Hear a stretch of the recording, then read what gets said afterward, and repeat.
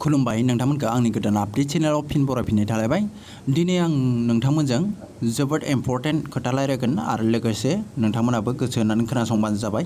जायफ्रा bank account खुलिनानै दङ नोंथांमोना बे भिडिअखौ फुल नायजोबबानो जाबाय आरो नायनो गोनांथिखा बियो नोंथांमोना फारसेनिफ्राय मोजाङै क्लियार नायबानो जाबाय। आं नोंथांमोननो फारि फारियै मोजाङै खोन्थागोन आरो आं बे समावनो बुंखानो सानो जायफ्रा नैबे चेनेलाव दासो गोदानै हाबफैदों नोंथांमोना चेनेलखौ साबस्क्राइब खालामनो हागोन। बे चेनेलनि भिडिअखौ नायबिजिरनानै नोंथांमोना चेनेलखौ साबस्क्राइब खालामनो हागोन। आं दिनै नोंथांमोननो खोन्थागोन जोङो एटिएम कार्डआ जोंना बेंक एकाउन्टनिफ्राय जोङो जेब्ला बेंक एकाउन्ट खुलियो अब्ला जोङो एटिएम कार्ड मोनो। बे एटिएम कार्डआ जोंना बे एटिएम कार्डआव लिरनाय थाखायोदि जोङो 5 बोसोरल' सोलिगोन बे एटिएम कार्डआ। बे 5 बोसोरनि उननिफ्राय जोंनि बे एटिएम कार्डआ रिजेक्ट जागोन, एक्सपायार जागोन। अब्ला जोङो मा खालामगोन? बे एटिएम कार्डआ जेब्ला रिजेक्ट जायो जों अब्ला गोदान एटिएम मोनगोन ना मोना? आरो लोगोसे जों बे एटिएम कार्डजों जोङो फैसा दरनफिननो हागोन ना हाला? दिनै नैबे भिडिअनि गेजेरजों नोंथांमोना मोनलांनो हागोन। नोंथांमोना फारसेनिफ्राय क्लियारै मोनथिगोन। नोंथांमोना भिडिअखौ जोबजासिम नायबानो जाबाय। आं फारसेनिफ्राय नोंथांमोननो खोन्थागोन माबोरै बेखौ आं नोंथांमोननो खोन्थागोन, शेयार खालामगोन। नोंथांमोना भिडिअखौ जोबजासिम नायबानो जाबाय। जायफोरना दासिम एकाउन्ट दङ आरो एटिएम कार्ड दङ नोंथांमोना बे भिडिअखौ नायनो गोनां इम्पर्टेन्टथार। नोंथांमोना स्किप खालामनाङा, भिडिअखौ जोबजासिम नायबानो जाबाय। आं फारसेनिफ्राय नोंथांमोननो मोजाङै खोन्थागोन आरो आं जा खोन्थादों बियो गासिबो 100% बियो सैथोखा। नोंथांमोनखौ आं थगायनो साना आरो आंनि बे चेनेलाव जायफ्रा नायदों बेयो गासिबो बर'फोर गोजाखा। आं बेखौ फोथायखायो आरो लोगोसे नोंथांमोननोबो आं मोजाङै क्लियारै खोन्थानो नाजाखागोन। नोंथांमोना भिडिअखौ नायबानो जाबाय फारसेनिफ्राय फुरायै। अब्ला भिडिअखौ जागायनोसै, बारा गोबाव खालामनांला। नोंथांमोना भिडिअखौ जोबजासिम नायबानो जाबाय। अब्ला आं नोंथांमोनखौ बुंनो सानखायो जोङो जेब्ला बेंक एकाउन्ट खुलियो, जेब्ला जोङो बेंकआव जोङो फैसा दोनथुमनो सानो अब्ला बे बेंक एकाउन्ट खुलिनाय समाव जोङो एटिएम कार्ड मोनो। बे एटिएम कार्डआवबो मोनसे नोंथांमोना साननो हागौ बे एटिएम कार्डआ जोंना लाइफ टाइम सोलिबाय थागोन होननानै। बे लाइफ टाइम सोलिया। बे एटिएम कार्डआ जोंना ससे खन्द'आव जोंना बन्द जानानै होयो। नोंथांमोननो आं फारसेनिफ्राय मोजां खोन्थानि बे एटिएम कार्डआव जोंना लिरनाय दंखायो बे एटिएम कार्डआ जोंना 5 बोसोरल' सोलियो। एटिएम कार्डआव नोंसोर नायबानो जाबाय, एटिएम कार्डआव बिनि सना लिरनाय दंखायो। बे 5 बोसोरनि उननिफ्राय बे एटिएम कार्डआ जोंना सोलिया, बे एक्सपायार जायो। जेनेबा बे एटिएम कार्डआ रिजेक्ट जायो। जेब्ला 5 बोसोर जागोन बे एटिएम कार्डआ रिजेक्ट थांगोन। अब्ला बे एटिएम कार्डआ रिजेक्ट जायो अब्ला नोंथाङा मा खालामगोन? नोंथाङा गोबां सिन्था जानो हागौ। नोंथाङा एटिएम कार्ड मेसिननिफ्राय नोङो फैसाखौ दरननो हाया जानो हागौ। अब्ला नोंथांमोना बेखौ जिंगासिनो गोनां गैया। दिनै आं नैबे भिडिअनि गेजेरजों नोंथांमोनखौ क्लियार खालामगोन। नोंथांमोना भिडिअखौ फारसेनिफ्राय नायजोबबानो जाबाय।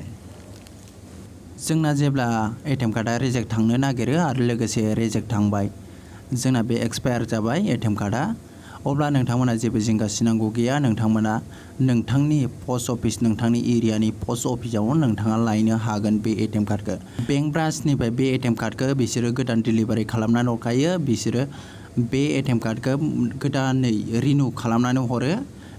नोंनि बे जा सोलिबाय थानाय एटिएम कार्ड बियो नोंथांनिया रिजेक्ट थांबायब्ला, एक्सपायार जाबायबा नोंथाङा बेखौ टेनसन लानाङा। बिनि सानसे सिगां नोंनि एटिएम कार्डआ गाबोन बायदियाव बे रिजेक्ट थांगोनब्ला नोंथांनि पस्ट अफिसाव दिनै बायदियाव बे गोदान एटिएम कार्ड नोंथांनि पस्ट अफिस, नोंथांनि एरियानि पस्ट अफिसाव बियो गोदानै सफैना थाफैगोन। नोंथाङा अब्ला जिंगासिनांगौ गैया। बे आंनिया एक्सपायार जाबाय एटिएम कार्डआव, आं बिराद टेनसन दं, आं माबोरै फैसा दरननो हागोन एटिएम कार्डजों, बेफोरबायदि जिंगासिनो गोनांथि गैया। नोंथाङाबो बेफोरबायदि जाबायबा नोंथाङा पस्ट अफिसाव थांनानै बे एटिएम कार्डखौ लायनो हागोन।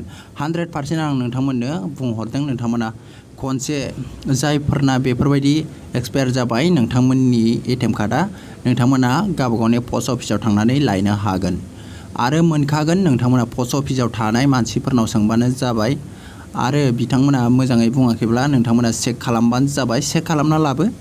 गोबां एटिएम कार्डबो थानो हागौ, नोंथांमोना बासिनानै गावबा गावनि नामखौ नायनानै लाबोबानो जाबाय। बेफोरबायदि खालामबानो जाबाय। नोंसोरो नोंथांनि एरियानि पस्ट अफिसाव नोंथांमोना नायहैबानो जाबाय, खनसे भिजिट खालामहैबानो जाबाय। नोंथांमोनखौ आं रिक्वेस्ट खालामो जायफोरनि एटिएम कार्डआ एक्सपायार जादों नोंथांमोना डाइरेक्ट नोंथांनि एरियानि पस्ट अफिसाव थांनानै लायबानो मोनखागोन। नोंथांमोना टेनसन लानो गोनांथि गैया। नैबे भिडिअखौ नायनानै नोंथाङा फोथायोब्ला नोंथाङा खनसे नायनानै चेक खालामहैबानो जाबाय नोंथांनि पस्ट अफिसाव। अब्ला आं भिडिअखौ बारा गोबाव खालामलांला, नोंथांनो आं बेखौनो शेयार खालामफैदों नोंथांमोननो। नोंथांमोना बे भिडिअखौ नायनानै एसेब्लाबो नोंथांमोना मोजां मोनबाय जानो हागौ। आङो 100% थ्रुयै बुंदों, सैथोखौनो बुंदों। नोंथांमोना खनसेब्लाबो नायबानो जाबाय। जायफोरना एक्सपायार एटिएम कार्डआ रिजेक्ट जाना दङ, रिजेक्ट जानायनि सानसे सिगां बियो नोंथांनि पस्ट अफिसाव सफैखागोन। नोंथाङा टेनसन लानो गोनांथि गैया। जायफ्रा दासिमबो लायाखै लायनो हागोन। अब्ला लोगोफोर दिनै भिडिअआ एसेनोसै। नोंथांमोना नायनानै मोजां मोनबाय जानो हागौ आरो लोगोसे नोंथांमोना मोजां मोनदोंब्ला आंनि बे भिडिअखौ लाइक खालामबानो जाबाय आरो लोगोसे शेयार खालामबानो जाबाय। जायफ्रा गोदान अननानै साबस्क्राइब खालामबानो जाबाय दिनै भिडिअखौ जायफ्रा नायदों। अब्ला लोगोफोर थेंक इउ फुल भिडिअ नायनायनि थाखाय। नोंथांमोनखौ रोजा रोजा साबायखर बावहरो। आं दा नैबे भिडिअआ जा बुंदों बे गासिबो थ्रुयै नोंथांमोना खनसे चेक खालामहैबानो जाबाय नोंथांनि पस्ट अफिसाव। थेंक इउ लोगोफोर, दिनै भिडिअआ एसेनोसै।